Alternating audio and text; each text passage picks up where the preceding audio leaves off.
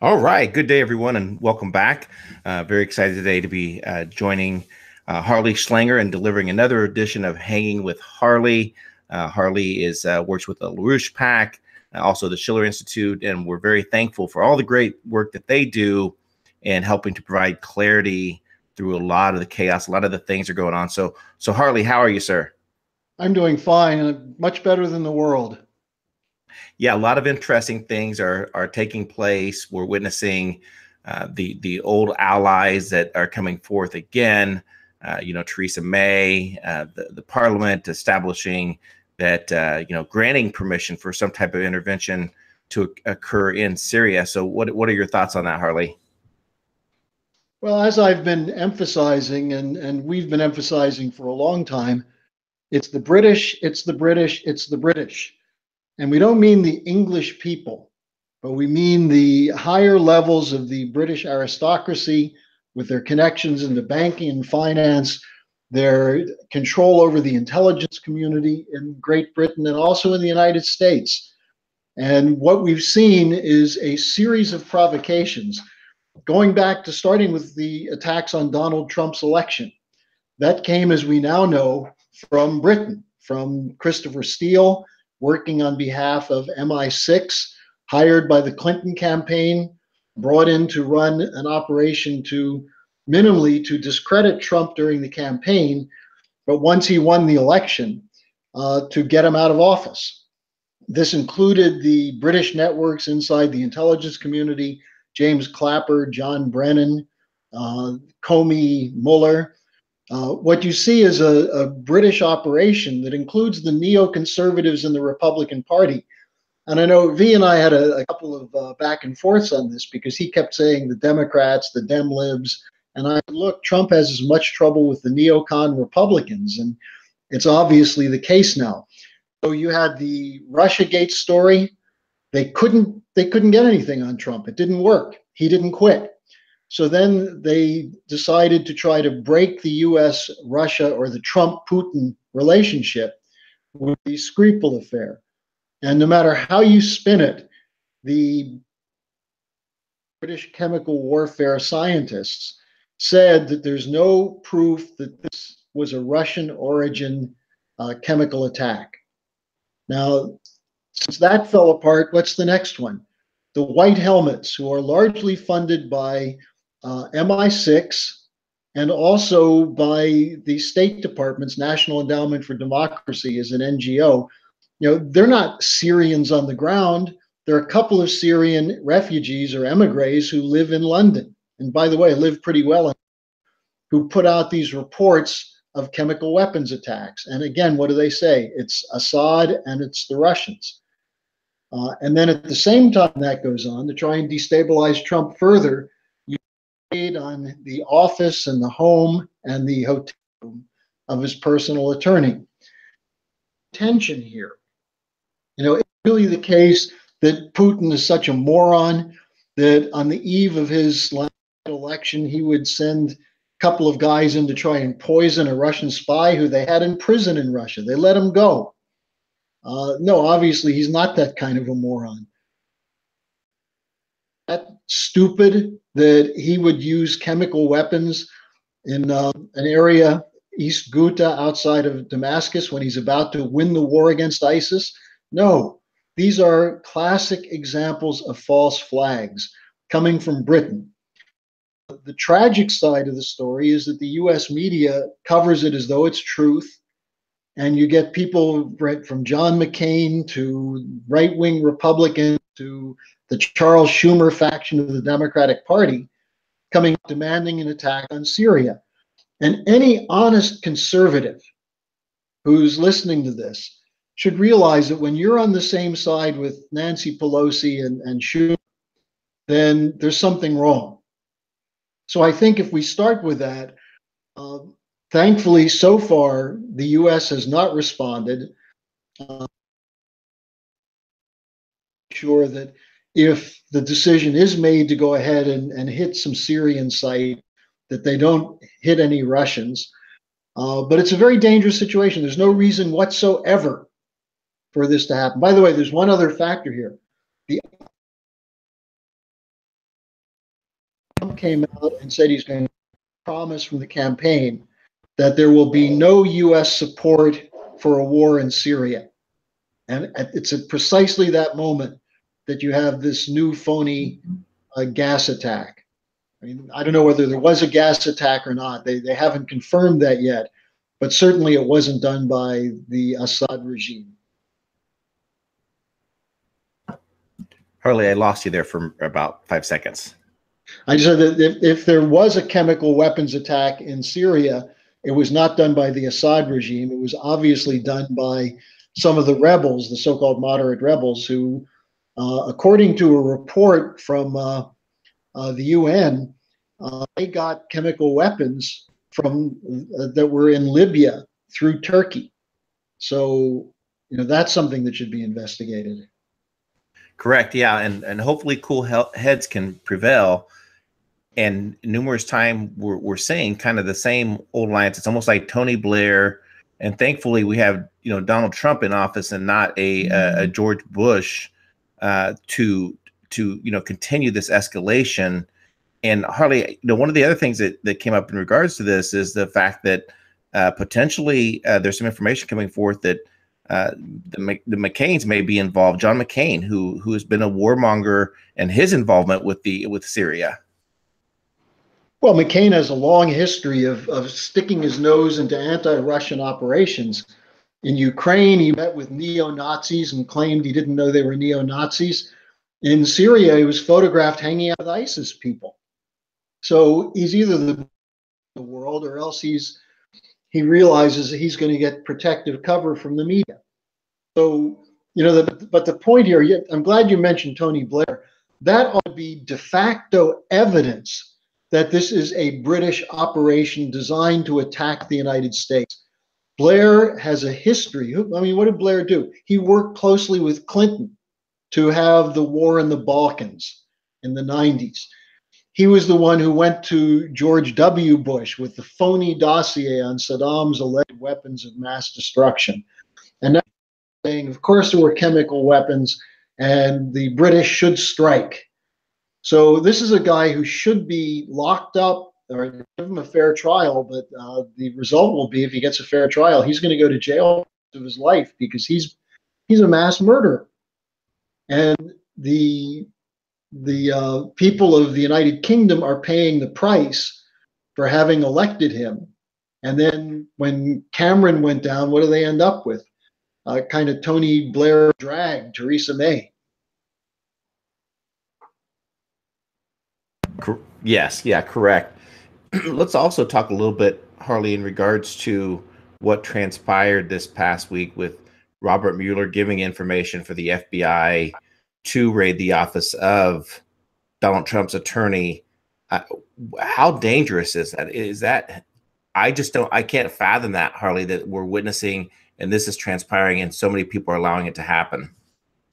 Well, interestingly, Alan Dershowitz, who is not exactly a conservative Republican, has been one of the most outspoken on this question. And Dershowitz came out and said, you're throwing out the key amendments in the Constitution that provide the innocent a defense, one of which is the attorney-client privilege. And Dershowitz has said that he can't believe that civil libertarians, the ACLU, and Democrats aren't speaking out against this. Well, interestingly, Dershowitz has also said that from the beginning, the attacks against Trump are a fraud, that what he's accused of is not a crime. To have talked to the Russian ambassador during the transition period, that's not a crime. That's not collusion. That's standard practice. So what we're seeing is the criminalization of foreign policy that's made when it's not made by the neocons or the neoliberals. And I think this is the most important point. What is the whole Mueller investigation? It's about stopping Trump from dumping the Bush-Obama policies of phony war on terrorism, bailing out banks, and sanctions against Russia and China. Trump said, we're not going to do that anymore. We're not going to do regime change. We're not going to give American lives. No drop of American blood should be spilled for a civil war in Syria. Trillions of dollars must not be spent on these wars. Instead, he said, we're going to protect our borders. We're going to rebuild our infrastructure. And who's been stopping him on that? On some of these issues, like immigration, it's the Democrats. On infrastructure, it's the Republicans. So you have a unified force in the Congress of the United States, funded by Wall Street, trying to stick to the Bush-Obama failed policies. And when Trump went against it, and it's really important for people to understand that this Syria thing was in the works for 2 months. Lavrov, the Russian foreign minister, 2 months ago, said Syrian and Russian intelligence had picked up reports that there were ongoing weapons attack by the rebels to blame on Assad.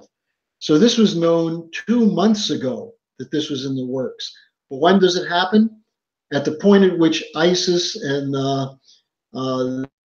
al-Islam and some of the other Al-Qaeda and ISIS affiliates are being obliterated by the Syrian forces. And at the point at which Trump says, look, we've defeated terrorists, now we're going to pull out. What happens? Another chemical, allegedly, and the blame is against Assad, Russia, and Iran. So, I think when you put together the Mueller investigation with these chemical weapons false flags, it becomes totally evident that there is an establishment which will not give up control. And if Trump wants to survive, he should make sure not to go into their scenario and attack Syria and possibly get into a war with Russia. Instead, he should go after Mueller. He should go after the Congress.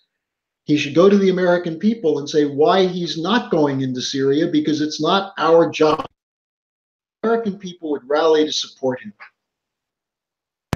That is correct, and I'm glad to see that there is a mass uprising, if you will, with the hashtag asking, no war in Syria, because that is in part what Trump did promise. He campaigned, specifically that we don't need to be in all these wars, the intervention, the trillions of dollars spent on these needless campaigns, this needless wars.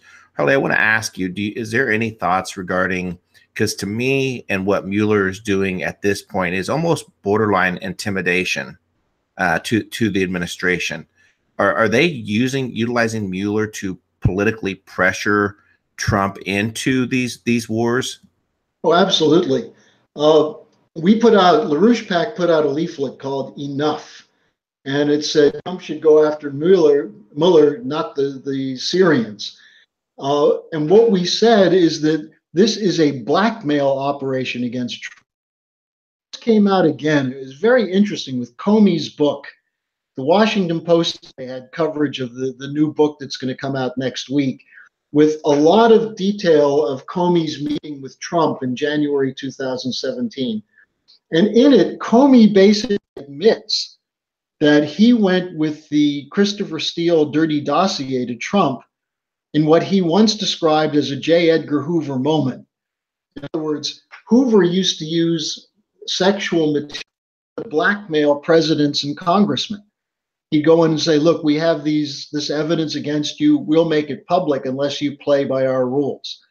And Comey was doing the same thing with Trump. And Trump said, look, first of all, it's not true. Secondly, there's no collusion. And I want you to back me up instead of attacking. And what did Comey do? Comey went public and said Trump is trying to intimidate, trying to obstruct justice. And the story comes out in the Washington Post that Comey's intent was to intimidate Trump when he went in with this material. And I think if people look at the book, Comey's not so clear on it, but if you know the story, that's the intent. So now what do we have?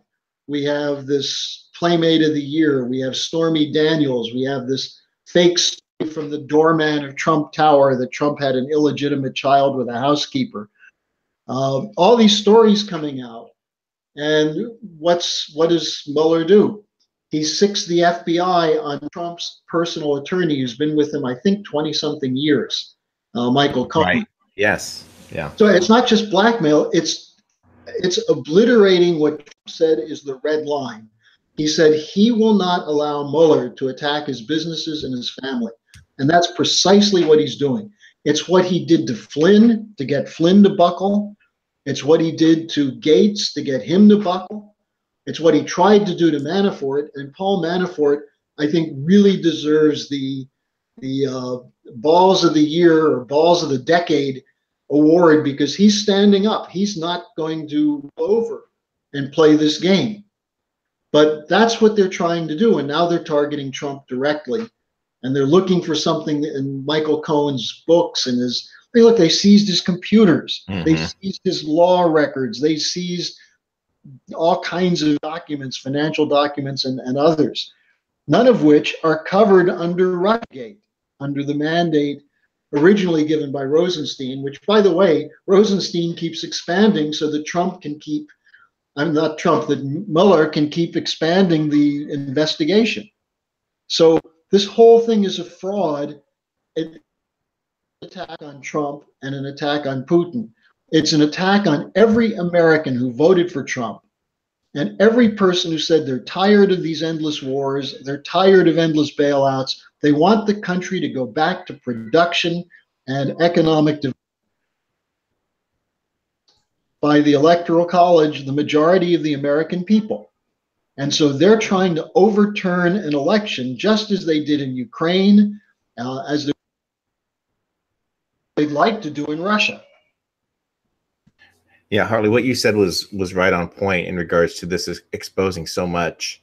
I mean, when you take a look, Trump, fought the establishment, even during the primaries, even to earn the primaries. And now that he's in office, they continue the same fight. They may be on the surface, the conservative base, that are in DC, if they still exist.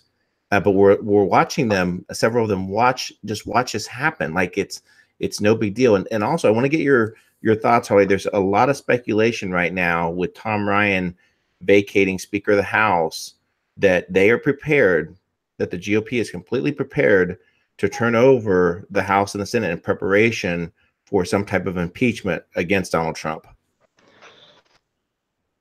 It's that organized. I'm sure there are people who would intend to do that. Ryan is no friend of Trump, no matter what Trump said the other day. But the important thing here is that when it comes to the people who are pulling the strings in both parties, and it doesn't matter to them whether Democrats screw up the country or Republicans screw up the country or they do it in a bipartisan way. They want the country under their control. They want the dictatorial power of a global banking cartel, and they don't want a president. And I think the key thing on Ryan is the infrastructure policy. Ryan has not used his power to mobilize Republicans to support the president. And in a sense, you could say, well, good riddance to Ryan. And a lot of these Republicans who are dropping out aren't doing a whole lot to help Trump. It's patriots in both parties to say, let's fight over policy. Let's not try to impeach a president over a fraudulent charges for the sake of rerunning the election. And I think that's the important thing. People are saying, the Trump opponents are saying the Russians meddled in our election. Mueller's the one meddling in the election. The Democrats, Rosenstein, the FBI, they meddled in the election. And someone's got to tell the American people that. And you and I can talk about it on Rogue Money. And there's thousands of people who listen to this who probably agree. Some of them actually talk to others and do things. But we need millions of people discussing the fact that there's a coup underway in Washington. It's been underway since the summer of 2016, before Trump was elected. And that the people who are running this coup are the same ones who ran the regime change in Ukraine, the same ones who were responsible for the Mideast wars of the last 16 years. And if they succeed in throwing Trump out, we're going to be in war probably forever until we get into a war that goes nuclear and ends civilization. That's correct. That is right. Harley, any thoughts?